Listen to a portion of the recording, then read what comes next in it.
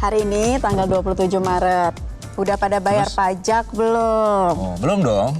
Bukan bayar pajak, lapor pajak. Lapor SPT ya. Oke. Kan? SPT Jadi ya? ingat-ingat jangan sampai kelewatan ya, karena ada tenggat waktunya loh. Dan periode pelaporan surat pemberitahuan tahunan SPT pajak untuk wajib pajak orang pribadi akan berakhir pada 31 Maret 2024. Sementara untuk badan akan berakhir pada 30 April 2024. Jadi kalau untuk yang pribadi sebentar lagi nih ya, dalam hitungan hari sudah segera berakhir begitu. Nah, untuk yang bertanya, emang kenapa sih harus lapor pajak begitu? Emang wajib ya? Ya wajib. Jadi bagi Anda yang punya nomor pokok wajib pajak atau NPWP dan berpenghasilan, ini wajib melaporkan SPT atas pembayaran pajak penghasilan atau PPH yang sudah disetorkan kepada negara. Ada peraturannya, jadi tertuang dalam Undang-Undang Nomor 28 Tahun 2007 tentang perubahan ketiga atas Undang-Undang Nomor 6 Tahun 1983 soal ketentuan umum dan tata cara perpajakan atau KUP.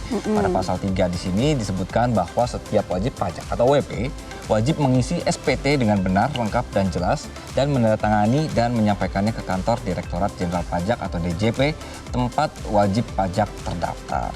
Betul. Nah, SPT inilah yang digunakan wajib pajak untuk melaporkan penghitungan atau pembayaran pajak, objek pajak atau bukan objek pajak. SPT juga digunakan untuk melaporkan harta dan kewajiban sesuai dengan ketentuan peraturan perundang-undangan perpajakan begitu. Dan dilakukan setiap tahun ya, atas tahun pajak sebelumnya.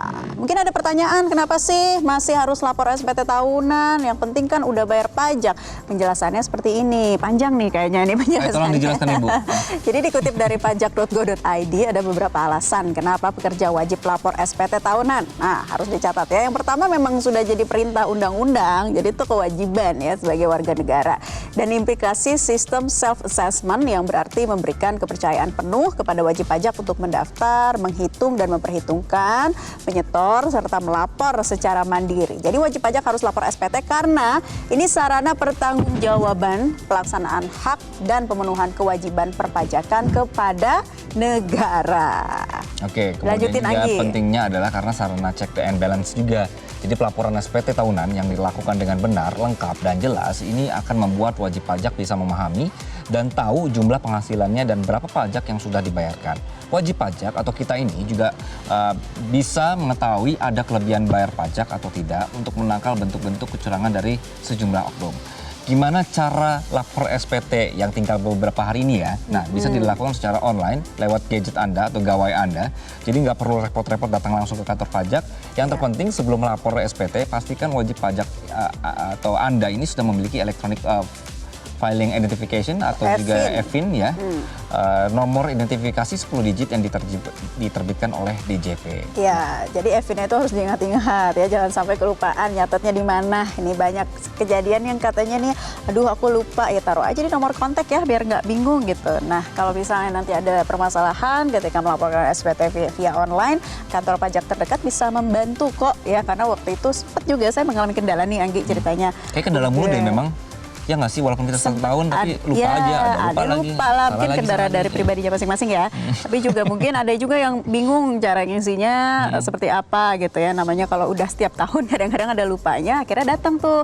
Dan pelayanannya juga sangat maksimal gitu ya, dibantu dengan pertanyaan-pertanyaan kita dan dibantu sampai form pengisiannya. Jadi sebenarnya nggak ada masalah, nggak ada kendala, harus niat aja sih. Kita coba bantu tampilkan ya cara untuk lapor SPT online melalui e-filing DJP. Bisa ada datanya.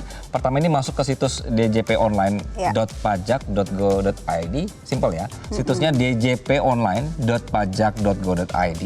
Kemudian Anda login pakai NIK dan juga atau juga MPWP Anda.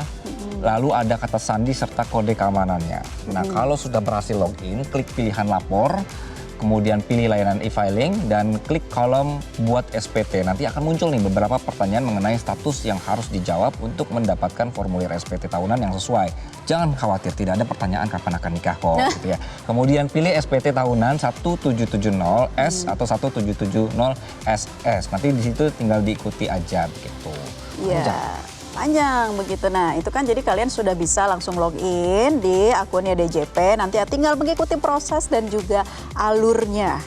Ya, alur dari melapor via online seperti itu ya. Semoga tidak ada kendala Dan juga ada informasi yang disampaikan oleh Menteri Keuangan Sri Mulyani bahwa sampai dengan tanggal 21 Maret 2024 tercatat jumlah laporan SPT pajak yang masuk sebesar 9.601.000 ya. 601.000 orang pribadi. Nah, jumlah ini naik sebesar 7,7% jika dibandingkan dengan tahun lalu yang hanya berkisar 8.914.000 pelapor pribadi. 9.600.141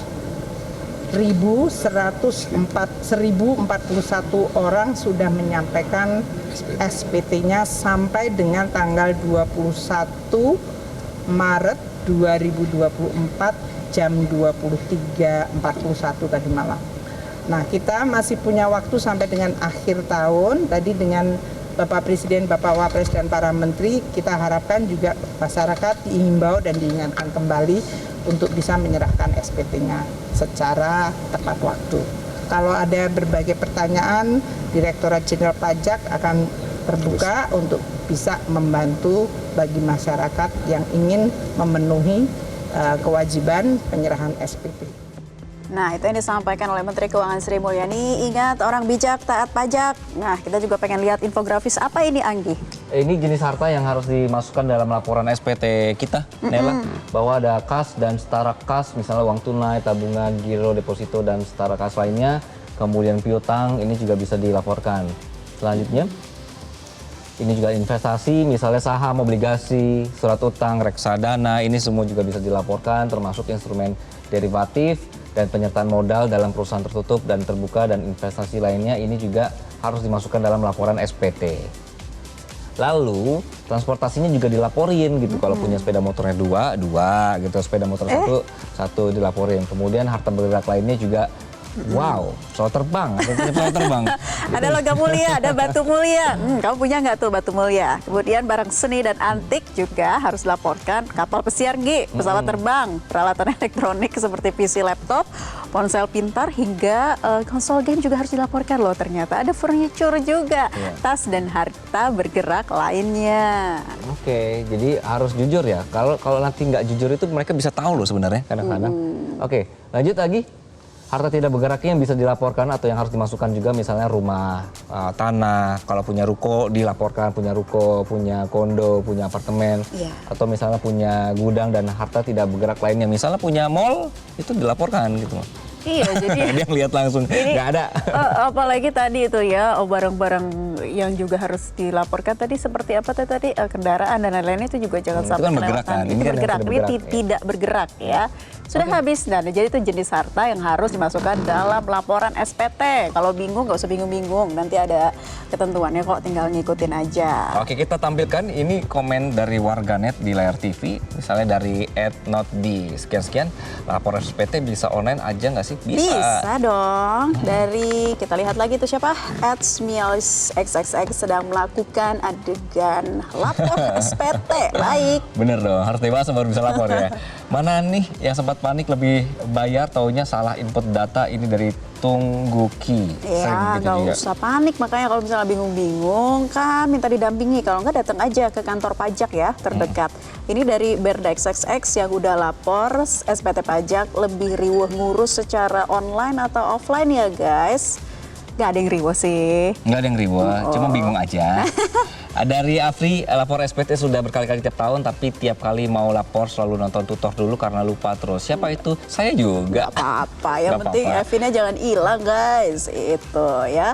Kita juga sudah memblast polling nih kepada kalian. Ada pertanyaan, menurutmu apakah lapor SPT pajak mudah atau sulit sih? Yang menjawab mudah ada sekitar 29%. Hasil pollingnya yang menjawab sulit 45%. Termasuk saya itu berarti. Dan biasa aja 26%. Tapi nggak apa-apa. Kita masih punya waktu beberapa hari ini. Tanggal 31 tadi paling untuk lambat. Yang pribadi paling lambat.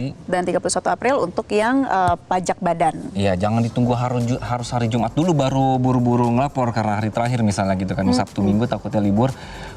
Segera Jadi cek mulai hari ini, jadi kalau misalnya hari ini ada masalah itu bisa segera cari solusinya untuk bagaimana lapor SPT tadi. Betul. Semoga dengan kita ingatkan ini juga bisa menjadi pengingat ya bagi Anda untuk tidak telat-telat, karena kembali lagi diingatkan akan ada dendanya kalau misalnya telat lapor SPT.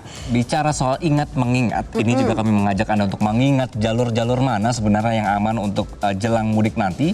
Kita nggak terasa nih sebentar lagi mau lebaran loh pemirsa. Jadi untuk Anda yang akan mudik, kami punya tim yang sudah melihat atau jelang mudik kali ini untuk melihat sebenarnya Pantura itu apa yang kurang atau harus diwaspadai, Pansela juga seperti apa. Nanti usai jeda. Kami akan memberikan pantauan untuk Anda sesaat lagi. Tetap di Newsline.